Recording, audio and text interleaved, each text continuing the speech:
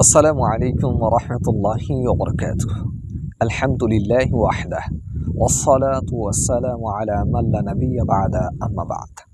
সর্বাগ্রে প্রশংসা জানাচ্ছি আল্লাহ সুবহানাহু ওয়া তাআলার মহান দরবারে। আলহামদুলিল্লাহ। দুরূদ এবং সালাম বর্ষিত হোক সর্বশেষ ও সর্বশ্রেষ্ঠ রাসূলের উপর, যিনি আমাদের বিশ্বনবী। তিনার উপর দুরূদ এবং সালাম বর্ষিত হোক সাল্লাল্লাহু আলাইহি ওয়াসাল্লাম।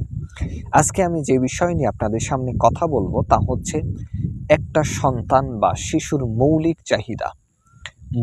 চাহিদা বা অধিকার হচ্ছে ৫টা। একটা সন্তানকে এই ৫টা জিনিস অবশ্যই দিতে হবে। সেগুলো হচ্ছে খাদ্য, বস্ত্র, বাসস্থান, চিকিৎসা এবং শিক্ষা। এই ৫টা হচ্ছে প্রত্যেকটা শিশুর মৌলিক চাহিদা বা মৌলিক অধিকার। এই ৫টা থেকে কোনোভাবেই কোনো ক্রমে তাদেরকে বঞ্চিত করা যাবে না। তো সেই ৫টা হচ্ছে কি? খাদ্য, বস্ত্র, বাসস্থান, চিকিৎসা এবং শিক্ষা। এই ৫টার প্রথম যেই ৩টি রয়েছে, তথা খাদ্য, বস্ত্র, বাসস্থান, এই ৩টি যতটুক যেভাবে যখন প্রয়োজন সেইভাবে এই ৩টি যতটুক প্রয়োজন মাফিক তাদেরকে দিতে হবে। এগুলোর অতিরিক্ত দেওয়া যাবে না, কারণ এগুলো অতিরিক্ত দিলে এক সময় সন্তান বড় হয়ে অলস হয়ে পড়বে, বিপদে টিকে থাকতে পারবে না। যেমন ১ নম্বরে আমরা বলেছি খাদ্য যতটুক প্রয়োজন, যেভাবে প্রয়োজন সেভাবে খাদ্য দিতে হবে।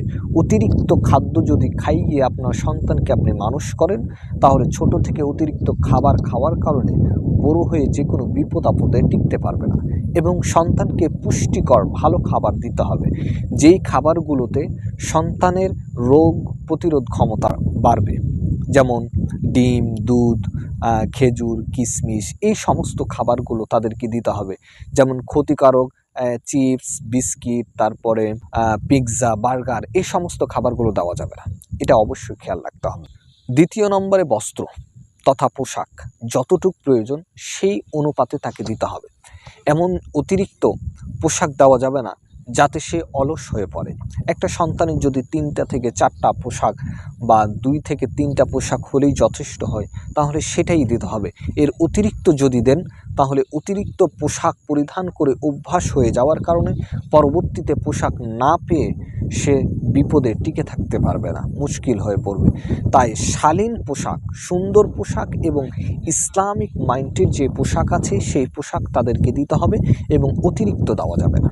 ৩ নম্বরে বাসস্থান এমনভাবে দিতে হবে যেন সে বসবাস সুন্দরভাবে করতে পারে। খুব আরাম আয়েশে দেওয়ার প্রয়োজন নেই, যাতে যে কোনো জায়গায় বিপদ আপদে সে টিকে থাকতে পারে। যদি খুব আরাম আয়েশে থেকে অভ্যাস হয়ে যায়, তাহলে পরবর্তীতে যে কোনো বিপদ আপদ আসলে সেখানে টিকে থাকতে পারবে না। ৪ নম্বর হচ্ছে চিকিৎসা। অবশ্যই একটা সন্তানের অসুখ হলে বা কোনো অসুবিধা হলে অবশ্যই চিকিৎসা তাকে দিতে হবে, ভালো ডাক্তারের কাছে নিয়ে যেতে হবে। ৫ম নম্বরে শিক্ষা। এটাই হচ্ছে সবথেকে ইম্পর্টেন্ট বা গুরুত্বপূর্ণ একটা বিষয়।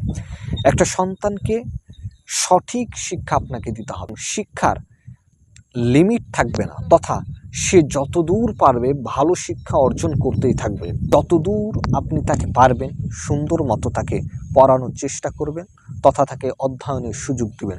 সেজন্য শিক্ষার সর্বোচ্চ পর্যায়ে যেতে পারে, এটা অবশ্যই খেয়াল রাখতে হবে। আরেকটা বিষয় খেয়াল রাখতে হবে, আমি আমার সন্তানকে কোন ধরনের শিক্ষা দিচ্ছি। শিক্ষাটা তার জন্য উপকারী হচ্ছে নাকি উপকার হচ্ছে না। আমি তাকে ভালো শিক্ষা দিতে পারছি নাকি দিতে পারছি না। সেই শিক্ষাটা দেশ এবং জাতি সহ আমার পরিবারের কোনো উপকার হবে কি হবে না, এই জিনিসটাও খুবই খেয়াল রাখতে হবে।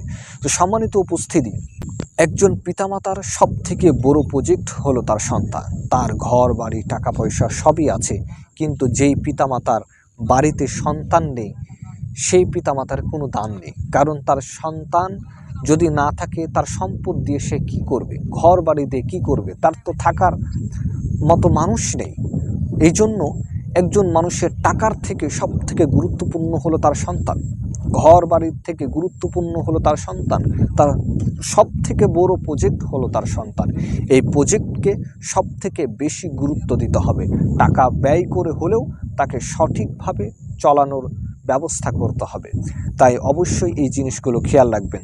বলছিলাম যে একটা শিশু বা সন্তানের মৌলিক অধিকার বা চাহিদা হচ্ছে 5টি: খাদ্য, বস্ত্র, বাসস্থান, চিকিৎসা, শিক্ষা।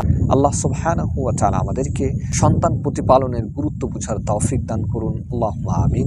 এই বলে আজকের আলোচনা আমরা এখানে শেষ করছি। আসসালামু আলাইকুম ওয়া রাহমাতুল্লাহি ওয়া বারাকাতুহু।